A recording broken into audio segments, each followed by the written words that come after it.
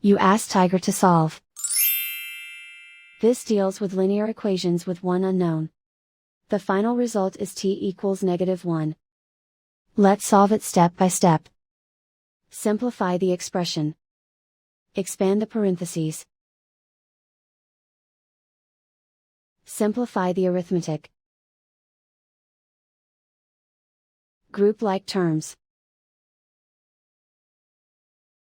Combine like terms. Group all constants on the right side of the equation. Subtract 30 from both sides. Simplify the arithmetic.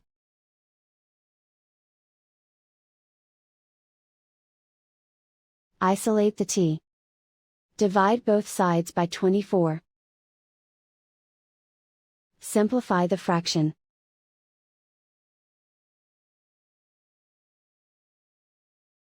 And so the final result is t equals -1.